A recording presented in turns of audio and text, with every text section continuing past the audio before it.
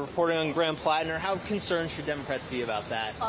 Graham has been out-polling Susan Collins. The New York Times reported that he locked a woman in a room and knew about I actually haven't read any of these latest stories, but what I think is really important is that Susan Collins got rid of your health care. These are actually accusations against him being berating women, physically threatening. Is that he needs to talk to voters in the same way that everyone else should as well. You all know this all kind of just came out. I've been doing legislative business on the floor, so I need to dig into everything further before commenting on it. Yeah, because I think this reporting just recently came out, so I just want to make sure that I am fully read up on it before I comment on it. So what's your response to this New York Times article on Graham Platner? I haven't read it. Do you think he deserves to continue to be the Maine Senate nominee? Which one?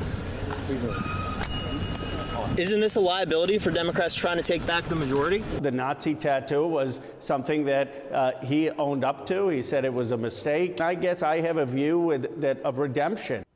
Okay, Democrats like AOC, also independent socialist Bernie Sanders and Ro Khanna, they're basically dodging questions about the shocking allegations against Democrat Senate candidate Graham Platner out of Maine. Congressman Ro Khanna says he has a view of redemption on Platner moments before more bombshell allegations dropped yesterday. What happened to Democrats believe the women? Here's what's going on. It's all about the math for Democrats in the Senate on gaining back control of the Senate by defeating Republican Senator Susan Collins. Let's bring in from House Oversight Congressman Brandon Gill. Congressman, what do you make of this? Platner has denied wrongdoing, but so did Eric Swalwell, and Democrats pushed him out. They also pushed out Andrew Cuomo and Al Franken.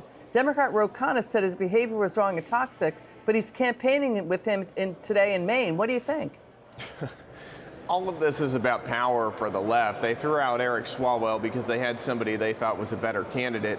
Here, they're stuck with Graham Platner. They made their bed and they've got to sleep in it. So they're going to do everything they can to defend what is absolutely indefensible, by the way, because they want to do anything they can to pick up that Senate seat. The reality is they're not going to. Republicans are going to keep the Senate, and we're going to keep that seat in Maine. So sexual assault fantasies. He also was reportedly contemptuous of women, thought women were weak. He also touted his Nazi tattoo. What do you make of one of his ex-girlfriends' claims the New York Times twisted and downplayed her allegations to undercut her, saying their story was a gift to Democrats? She tweeted, quote, "Why did the New York Times say nobody could corroborate what I told them? I offered them sources that could corroborate what I said. Why do they dig so deep into what I did for work and not Platner?" What do you think of this angle here? Well, I think that's exactly. I mean, read the New York Times article. I mean, they didn't even get into the allegations until several paragraphs in, beginning the article talking about some women who said positive things about Graham Platner. So this is part of an attempted cover-up in some ways, or at least a way to smooth over what is, again, completely indefensible. But I think that the most astounding part about this, to me, is this is a seat that Democrats have been wanting to pick up for quite some time in Maine. So Democrats thought, and it was some consultant in Washington, D.C., decided, let's find somebody who we believe connects with working-class white voters. So of all the people they could possibly find in Maine, they find the most narcissistic, degenerate person who's cheated on his wife, who has allegations of harassing and abusing other women. And they thought, let's get the guy with the Nazi tattoo. That's the guy we think will best connect with working class white voters, because these people are so completely out of touch with where working class white voters are. They have no idea what the American electorate looks like outside of Washington, D.C., that this was the guy that they decided to pick to run against Susan Collins. So you have polling analyst Nate Silver tweeting, quote, "Keep in mind that if you're defending Platner at this point, you're signing up for 5 more months of defending an obvious pathological liar. He knows he has a chest tattoo called the Totenkopf, used by Nazi death camp guards, his alleged sexting of younger women during his marriage." Guy Benson tweeted, "If someone gets exposed, dead to rights, lying about the Nazi death camp brigade emblem tattooed on his heart, perhaps his truthfulness and other matters is to be seriously doubted." Watch Platner on MS Now. Listen to this. There are some allegations in this piece that I just want to be kind of unequivocal about are simply not true. Anything alleging physicality, anything alleging that I knew what my tattoo was. That is not the kind of thing that you want to see. Like, Are you worried about that? Are there texts like that?